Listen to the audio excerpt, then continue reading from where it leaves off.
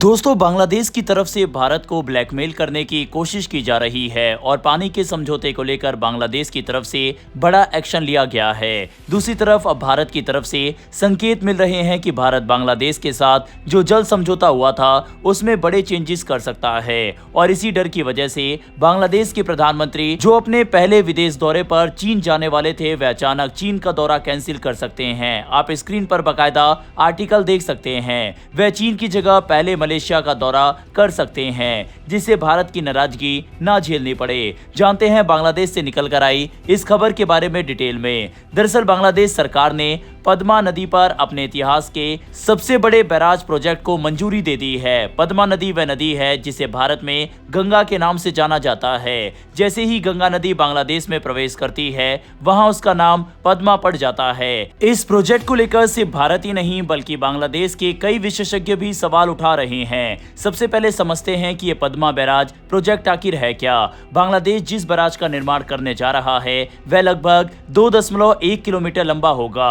इस प्रोजेक्ट पर करीब 35,000 करोड़ बांग्लादेशी टका खर्च किए जाएंगे, जो भारतीय मुद्रा में लगभग 28,000 करोड़ रुपए के बराबर है। ये केवल एक सामान्य नदी परियोजना नहीं है बल्कि बांग्लादेश के इतिहास की सबसे बड़ी जल परियोजनाओं में से एक मानी जा रही है। इस बैराज में 78 बड़े स्पिलवे गेट बनाए जाएंगे, जहाजों की आवाजाही के लिए विशेष नेविगेशन सिस्टम होगा, मछलियों के आवागमन के लिए अलग रास्ते बनाए जाएंगे और करीब 113 मेगावाट बिजली उत्पादन की क्षमता भी विकसित की जाएगी। इसके अलावा इस परियोजना के माध्यम से लगभग 2.9 बिलियन क्यूबिक मीट्रिक पानी इकट्ठा करने की योजना है। बांग्लादेश सरकार का कहना है कि इस प्रोजेक्ट का मुख्य उद्देश्य सूखे के समय पानी को इकट्ठा करना, सिंचाई सुविधाओं को बेहतर बनाना, मत्स्य उत्पादन बढ़ाना, बिजली उत्पादन करना। लेकिन विवाद की असली वजह कहीं और है। असल में भारत और बांग्लादेश के बीच 1996 में गंगा जल बंटवारा समझौता हुआ था, जिसे गंगा वाटर ट्रीटी कहा जाता है।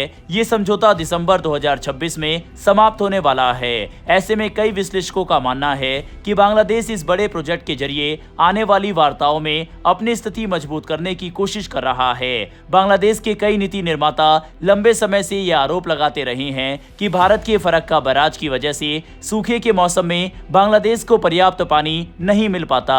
उनका कहना है कि उन्हें जल प्रबंधन के लिए भारत पर कम निर्भर होना चाहिए और अपने संसाधनों पर अधिक नियंत्रण स्थापित करना चाहिए। इसी सोच के तहत पद्मा बैराज परियोजना को आगे बढ़ाया जा रहा है। हालांकि दिलचस्प बात यह है कि बांग्लादेश के कई पर्यावरण विशेषज्ञ और जल विशेषज्ञ इस परियोजना के पक्ष में नहीं है। उनका मानना है कि इतने बड़े बैराज प्रोजेक्ट अक्सर उम्मीद के मुताबिक परिणाम नहीं दे पाते। इससे नदी के प्राकृतिक प्रवाह पर असर पड़ सकता है, जल भराव की समस्या बढ़ सकती है और स्थानीय मछली उद्योग को भी नुकसान पहुंच सकता है। कुछ विशेषज्ञ तो ये भी सवाल उठा रहे हैं कि अगर सूखे के मौसम में नदी में पर्याप्त पानी ही नहीं आएगा तो इतना बड़ा बैराज आखिर पानी इकट्ठा कैसे करेगा, क्योंकि कोई भी बैराज पानी को केवल रोक सकता है, नया पानी पैदा नहीं किया जा सकता। इसीलिए इस परियोजना की वास्तविक उपयोगिता को लेकर भी बहस चल रही है। वहीं इस पूरे मुद्दे पर भारत की प्रतिक्रिया भी सामने आ चुकी है। भारत के विदेश मंत्रालय ने साफ कहा है कि भारत और बांग्लादेश के बीच 54 साझा नदियां हैं और इनमें जुड़े सभी मामलों को सुलझाने के लिए पहले से स्थापित द्विपक्षीय तंत्र मौजूद है। दोनों देशों के बीच संयुक्त नदी आयोग भी कार्य करता है, जो जल बंटवारे और नदी प्रबंधन से जुड़े मुद्दे पर चर्चा करता है। भारत का स्पष्ट रुख है कि नदी जल बंटवारे जैसे संवेदनशील मुद्दों का समाधान केवल दोनों देशों के बीच बातचीत से ही निकलेगा। किसी तीसरे देश या बाहरी हस्तक्षेप की आवश्यकता नहीं है। ये बयान ऐसे समय पर आया है जब हाल के महीनों में बांग्लादेश द्वारा कुछ नदी परियोजनाओं में चीन की भागीदारी को लेकर भी चर्चा होती रही है। कुल मिलाकर देखा जाए तो पद्मा बैराज परियोजना केवल एक इंफ्रास्ट्रक्चर प्रोजेक्ट नहीं रह गई है।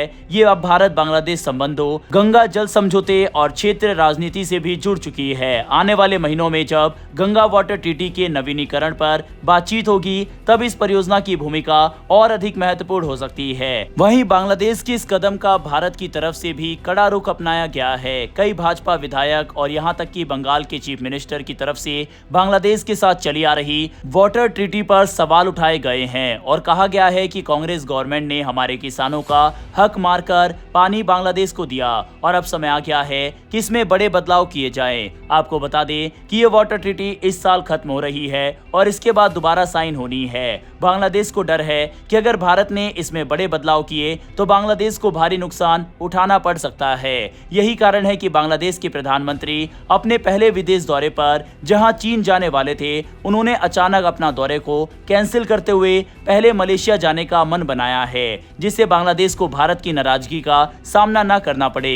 वैसे आपके हिसाब से क्या अब समय आ गया है कि पाकिस्तान के तर्ज पर ही बांग्लादेश को भी भारत को कड़े जवाब देने चाहिए या फिर नहीं? इस पर अपनी राय कमेंट बॉक्स में लिखकर बताइएगा। फिर मिलेंगे फॉरेन पॉलिसी से जुड़ी ऐसी एक नई वीडियो के साथ। धन्यवाद। जय हिंद, जय भारत।